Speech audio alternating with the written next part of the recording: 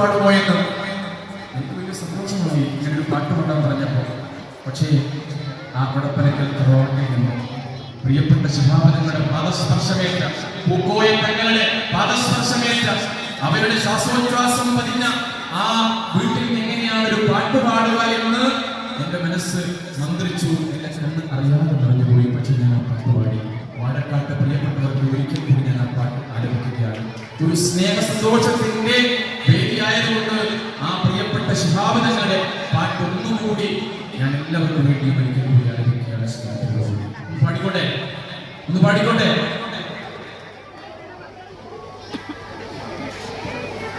കൊടപ്പനക്കൽ ഉദിച്ച ചന്ദ്രിക അകന്നിടുന്നു കൊതിതീരാ.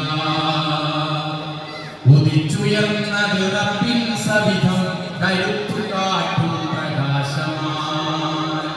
വിധിച്ചുലകിൽ തങ്ങൾക്കായുസ് ആശ്വാസത്തിൽ അതൊന്നു മാത്രം സഹിച്ചിരുന്നു അവരുടെ യോഗം കടിച്ചമർത്തി കുടുംബമഖിലം. നിനച്ചിടാതെ പിരിഞ്ഞു തങ്ങൾ സകലക്കളയിൽ നിന്നും ഞങ്ങൾ.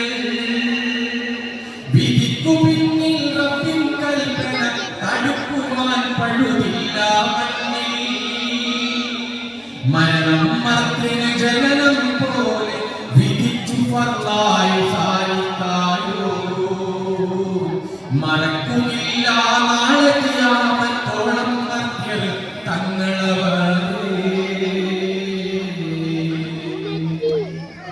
ഞെട്ടിവിറച്ചു ലോകം മുഴുവൻ തങ്ങളെ വാർത്ത കേട്ടവരെല്ലാം.